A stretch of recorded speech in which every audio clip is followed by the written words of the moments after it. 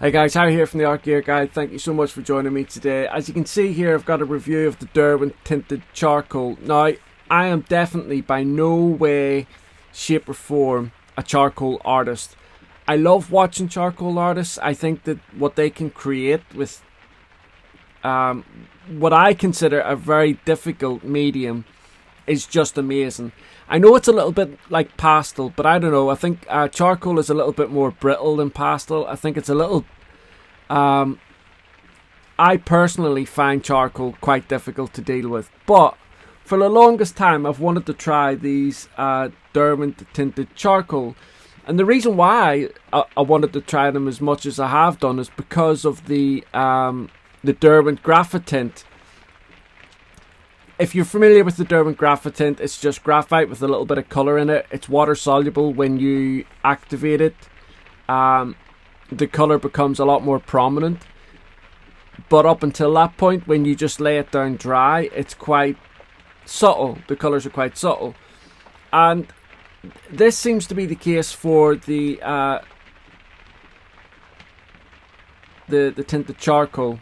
But let's just take a look at the charcoal, the pencils, the colours that are inside it, and then we'll also get round to... Now, I've not done any artwork with this. I've done a couple of little sketches, but like I said at the very beginning of this, I am no charcoal artist, so I didn't think it was any point humiliating myself by doing a speed drawing of what I've created sketch-wise. So, as with the Derwent drawing and the Derwent Graphitint, it's only a 24 set. Now, you can get these in pans as well, because Derwent have come out with these excellent little travel sets now that first of all came out in the shape of the ink tents. They brought these little pans out in the ink tents, and then they expanded that range, and now they've come out with a whole range of these little sets, and the tinted charcoal colours are amongst them. Let's take a look at the colours that we get inside this 24 set. And like I say as well, 24 set is the biggest set that you can get with them. You can't get a set of 12, 6, like little blister sets. You can also purchase them open stock as well. As you can see by the images coming up on your screen here, the pencils that are inside the tin are really quite subtle. It's really, with the exception of 3, when you're looking down on the pencils, it's quite difficult to, if you're just looking at the core, it's quite difficult to determine what colour you're lifting up. But that, at the end of the day, that's the nature of the medium. Now, I did, halfway through my review and my testing of this, I kind of like came up with a way that I thought that these pencils would be really handy for artists. Not just, I'm not really including charcoal artists there. I'm more talking about mixed media artists, because charcoal artists would make really, really beautiful art with these. But let's take a look at the actual pencil itself. Now, before we actually get round to the pencil, so it says here that there's 24 in the set, which is true. There are 24 pencils in the set, but only 21 of them are like tinted charcoal in terms of the muted colours. You get 3 charcoal pencils, a light, a medium and a dark. If you look at the actual pencil, so the core is a really nice thick 4.3 millimeter core, which I guess it has to be. It's a brittle medium, and so therefore to have it in a pencil form, the core is going to have to be quite thick. The barrel is 8.5 mil, which is really quite thick, so it's kind of like along the same lines as the drawn pencil. So anybody that has used a drawn pencil will know that you can have some issues with some sharpeners, but I'll get into the sharpeners a little bit later on down the line with these pencils. Along the barrel, it just says England in white. So against the barrel, which is just ordinary black, the font on the pencil is really readable. after England, which is obviously where the company comes from and where the pencils are made, it just says Derwent, followed by Tinted Charcoal, which is the type of pencil it is. Then after that we have the colour name, along with an alphanumeric number, which helps for open stock purposes. And then at the very end here we have the very familiar Derwent flash. So it's kind of like this diagonal line of red separating the barrel from the pigment identifier, and then the pigment identifier on the very end is about a ½ inch long pigment identifier to inch.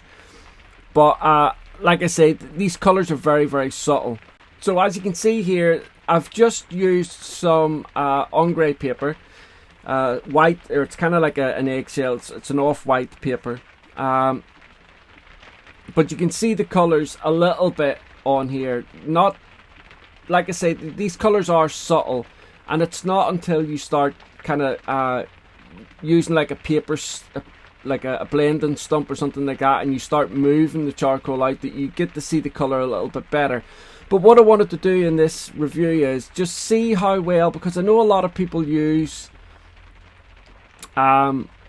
water with charcoal, and they use odorless mineral spirits as well. So I'm going to do that in this review, just to show you what it looks like when activated with water or odorless mineral spirits.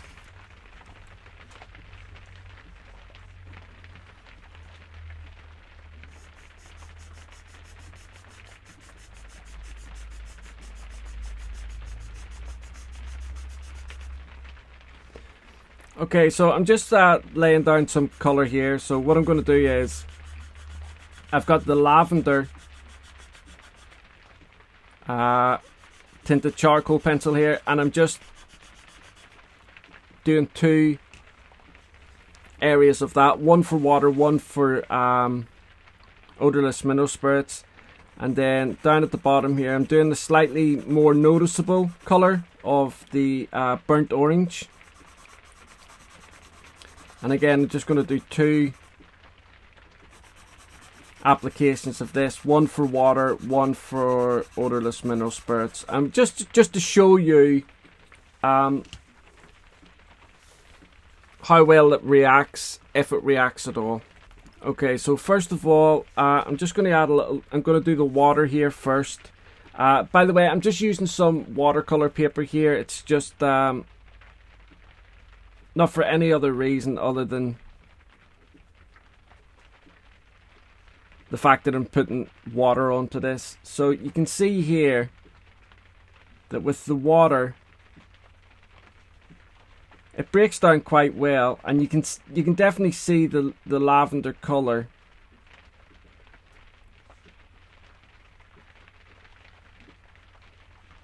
Obviously, you can still see a little bit of the charcoal gripping hold of the paper underneath that, which that's fine. That adds a little bit of texture to it. I'll zoom in here in a second.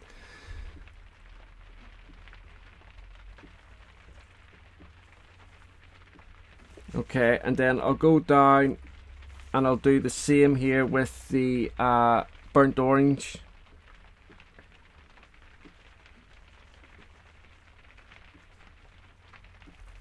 Now it doesn't say on these that the tinted charcoal pencils are water soluble, but I know that a lot of charcoal artists add water or odorless mineral spirits and all sorts of other things to help them with the medium, or just to add different effects. So that's the reason why I'm doing this test, just so that you can see how well the pigment in the pencil actually reacts to the water or the odorless mineral spirits. And you can see there when you apply the lavender, so the lavender on its own in its dry form is quite dark. It doesn't really look lavender from a distance, but obviously once water has been applied, it's very different. So now I'm just going to use odorless mineral spirits. So I've just got some Zested here, which is just the odorless mineral spirits we use here in the UK, and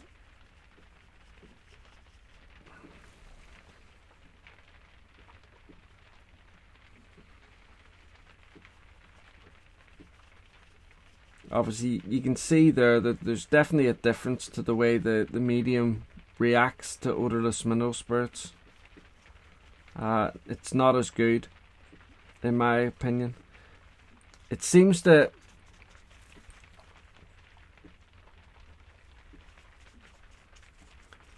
the crumbs, the powder from the charcoal doesn't seem to dissolve that well with odorless mineral spirits. Now this could just be, you know, this is just my experience of using the. Sorry about that, guys. This is just my experience. If any of you guys use odorless mineral spirits ordinarily, like on a regular basis with your charcoal, then in all probability it'll work well for you. This is just how you can see it reacting for me. So down to the burnt orange here.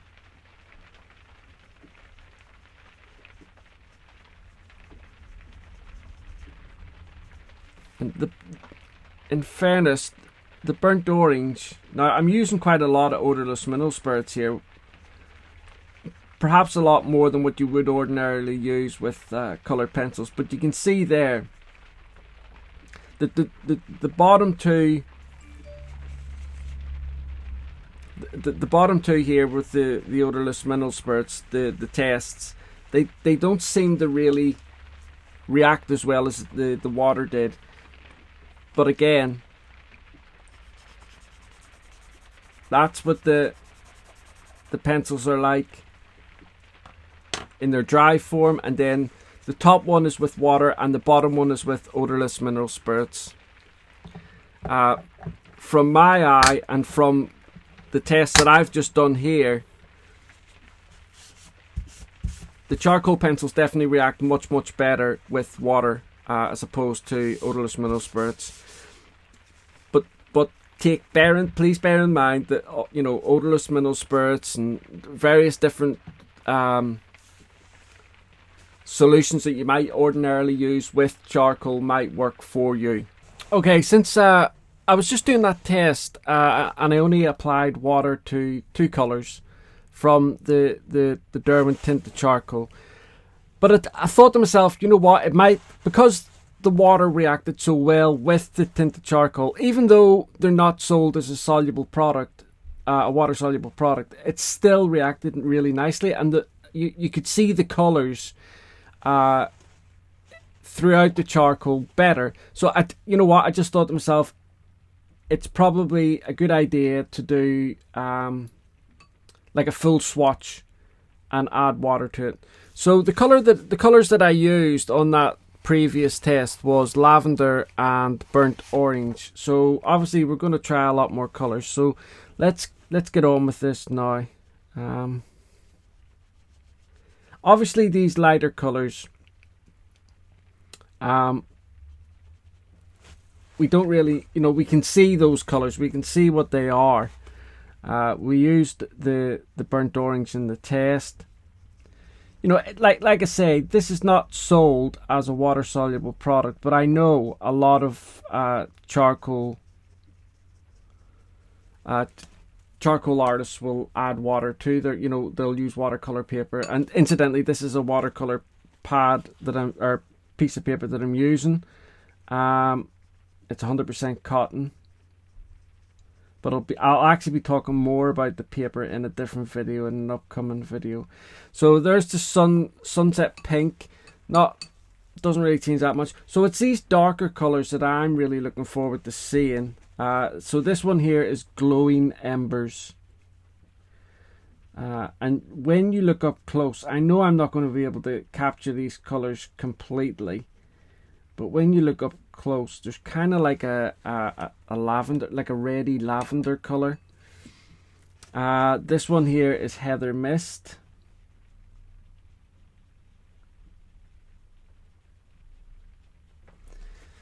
You can I mean, you can see that that is like a lavendery color. Dry, burnt embers. Wet. It just looks like charcoal to me, but you know, some of these you gotta wait until they dry as well. Just, you know, give them, see what they are. Lavender, the lavender's quite, you can see it dry as well. You can see the subtle lavender tone in it. This one here's thistle, so it's, again, you can see up close on this one that there is like a blue tone coming from it, and you can definitely see that when water is added, so that's quite nice. I'm looking forward to getting to the green ones, the forest pine, green moss, and the dark moss. This one here is bilberry, and it is definitely it is, just let me double check so I'm not making a complete ass of myself. Yeah, it's definitely bilberry, not blueberry. Just in case anybody corrects me, it's definitely bilberry. And you can see a nice little blue tone from that as well. Really nice. Like I say, these colors are, this one here is elderberry. These colors are subtle. But as all you artists, proper artists out there know, this you know, these little subtle tones in your work can make all the difference. This one here is mountain blue.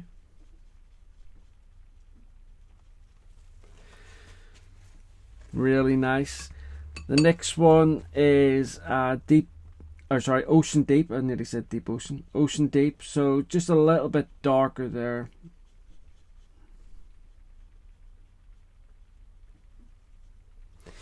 Obviously, you know, like I've said this a couple of times, they're not a water soluble product. They're not sold like that, so they're not like watercolor pencils or like ink tints where you're going to have a lot of movement. In other words, you can trail this all out. You can't really do that. That's slate, and again, you can see that. So now we're coming up to the greens, kind of like my favorite colors when it comes to art. This one here is forest pine. And you can see the forest pine in its dry form, but that has turned quite nice.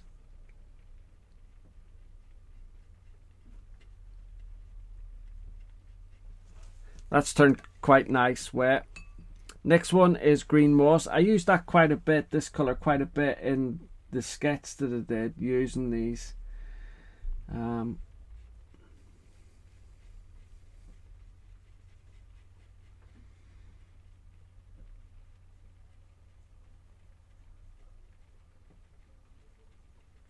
I think I preferred this one dry, actually. So it'll be interesting to see what it looks like when it's dried. This one here is dark moss.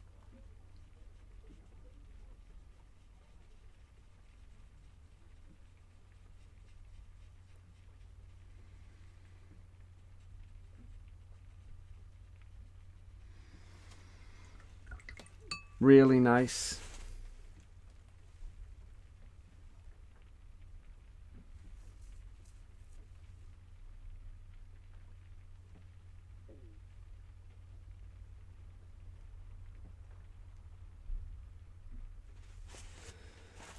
Okay, so now we go down to the bottom here. Just let me move this tin. This one here down at the bottom is driftwood.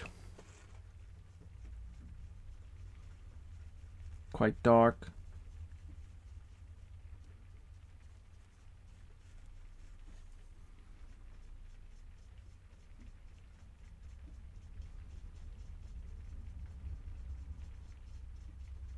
I think the driftwood moves a lot more. You know, you can cover a slightly larger area. The next one here is peat. I'm expecting this to be a little bit like sepia or something like that.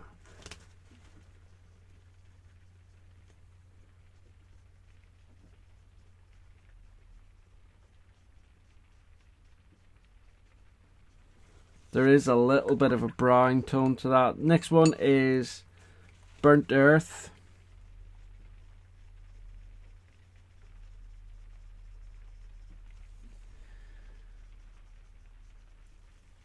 I think in this one here I can see a tiny little hint of like lavender. Okay, so the next one is Natural. I think out of all of them, it's the only one really that has a grey tone to it. It's quite nice dry as well, this one.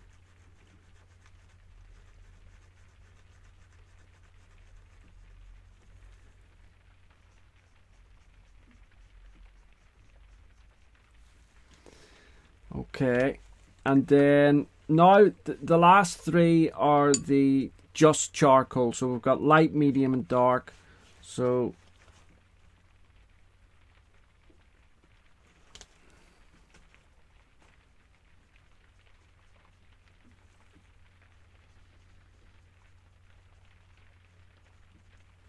that's the light.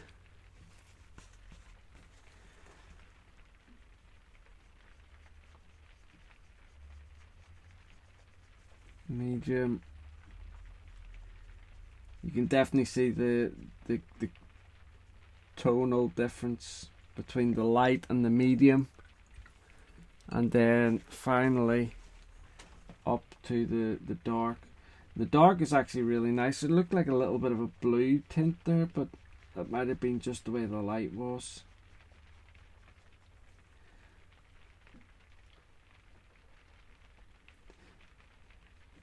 Regardless, you can definitely see the tonal changes, the tonal values here from light, medium to dark. There's definitely a nice gradation there between those colors.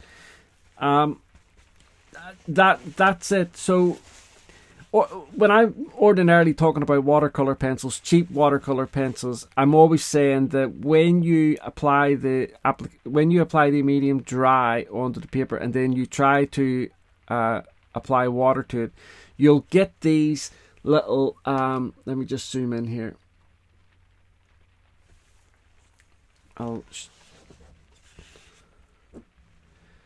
So if you look here, you can see on these three colors here, these lighter colors, you can clearly see where the medium was applied in its dry form.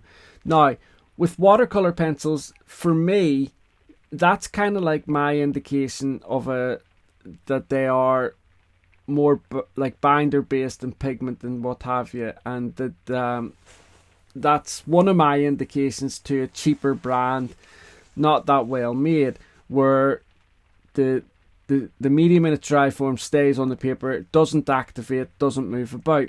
This is a different medium. This is not a water soluble medium, so you've got to bear that in mind. This is just a medium that you can apply water to and get some fun effects, but it's not actually, to the best of my knowledge, charcoal is not actually a water soluble medium. So, but nevertheless, as you can see it drying out here, you can definitely see the colors come through a lot better once they've been once they've had water added to them and then they've been allowed a little bit of time to dry. So I'm really pleased that it did that. And so you've got both swatches. You've got the Derwent Tinted Charcoal in its dry form and in its wet form but dry. So hope that helps any of yous. Okay, so when I was doing like just playing about with the pencils, trying to get used to them, that type of thing, I just did this little sketch on this brown paper from Hannah Muley, this like cappuccino book, and then I did this pear as well. But you can see here, these are not artwork that I'm going to sit and do speed drawings or anything like that for, or put them up on the channel. It just gives you a little bit of an idea as to how, when you apply like a blending stump or something like that, that you can start pulling out the colour a little bit more. But where I thought that tinted charcoal pencils like this might come in handy for somebody is I'm doing a portrait at the minute of a UFC fighter, and it's primarily graphite, and I think in a drawing like that, adding a little bit of subtle color, whether it be to the eyes or, you know, I don't know, to the hair or something like that, using these pencils might be really interesting to add that type of medium in there and add that little bit of subtle color in to it as well. But that's what I was able to do with the pencils. I mean, like you know, charcoal is not my go-to medium. I find it really difficult to use. I've not used it an awful lot, in fairness, but it was a product that I had wanted to review for a long time. Okay, so when it comes down to sharpening pencils like this, charcoal pencils, that type of thing, most charcoal artists, or even pastel pencil artists for that matter, will tell you that it is more beneficial and less stressful if you use like a craft knife or a Stanley knife or something like that, which I used for some of the pencils. But even when I was using like this Stanley knife, say, for this white pencil, and it was only the white pencil, even when I was sharpening it and I got it down to a fine point, the lead would still break. Now that didn't happen with all the pencils, just the white one, so chances are I maybe dropped this pencil, I can't even remember, or it was just damaged in the in a manufacturing process. It maybe dropped out or something, I don't know. But this white pencil just caused me many problems. So I used, when I was doing the highlights on those little sketches, I used a different white charcoal pencil.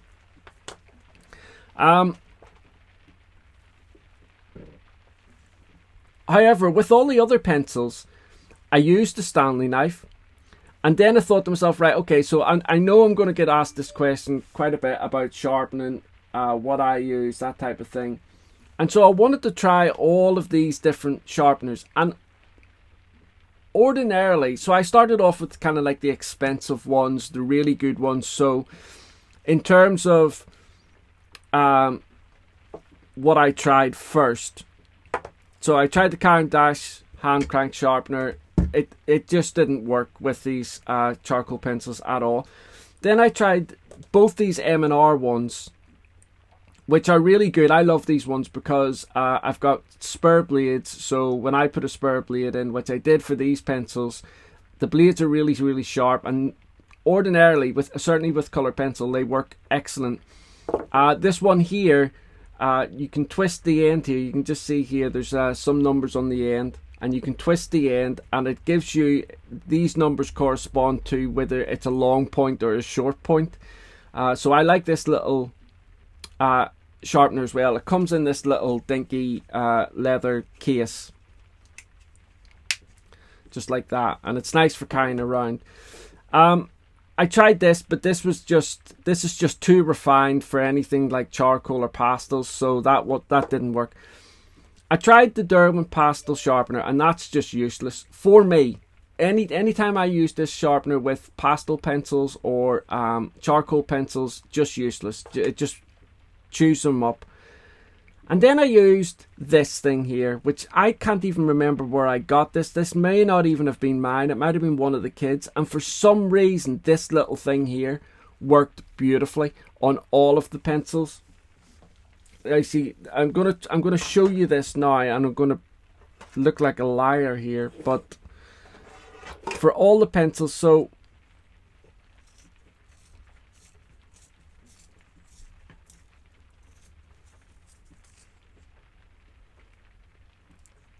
and there is a relatively decent point for a charcoal pencil or a pastel pencil.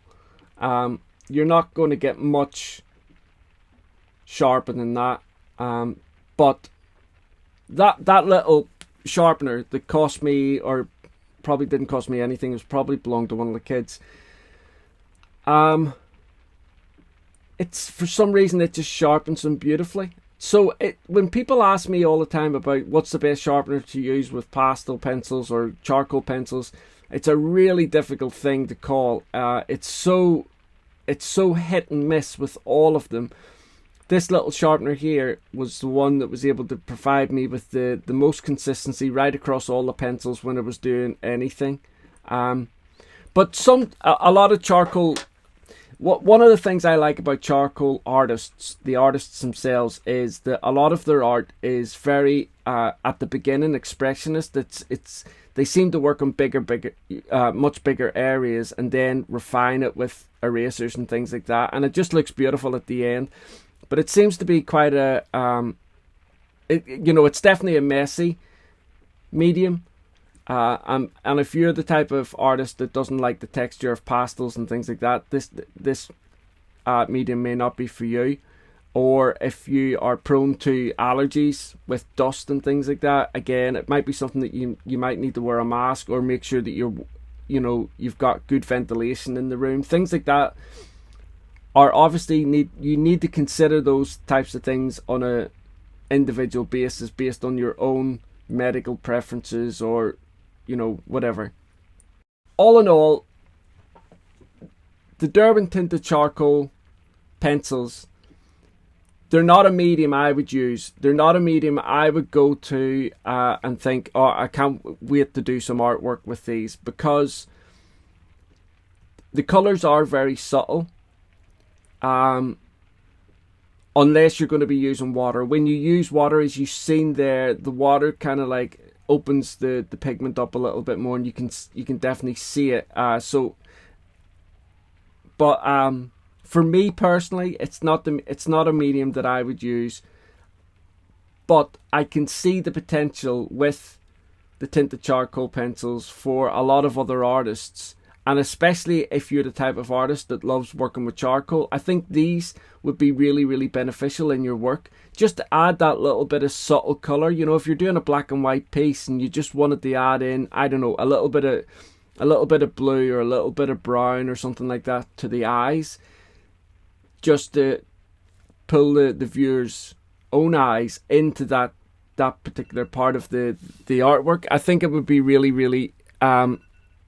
I think you would be able to use them really well and enjoy them as well. Anyway, guys, I've got more details on these pencils over in the written review, some links and what have you. But for this particular product, I don't have a speed drawing and I don't have any still images over on the Art Gear Guide. It's just going to be the written review and this video review. So if you've got any questions that you would like to ask down below, please by all means do so. Lightfast information and what have you is over on the written review. But if you've got any questions that you would like to ask, if I can't ask it, I will certainly reach out to my contact at Derwent and they will definitely be able to get back to me with an answer for you. Also, if you're a charcoal artist, please leave down below different things that I might have done wrong here that might be something that you would like to see me put into a test in the future. If I do another review on charcoal or something like that, just leave in the comment section down below what you would like to see me add into these reviews, especially for this particular medium. That's about it, guys. Thanks very much. Don't forget, I'm going to have a video up in the next day or so of the Christmas giveaway. So if you want to be in with that, a chance of winning, this is a huge giveaway prize, by the way, this year. So if you want to get in with a chance, make sure that you are subscribed to the channel, so that you get a notification for this particular video coming up. Or follow me on Facebook or Twitter or Instagram, and again, I will be putting out a notification of the video once I drop the video on YouTube here. Then you can go across and do whatever you need to do in order to take part and hopefully win this excellent set that I have for you for this Christmas. Thanks, guys. Bye.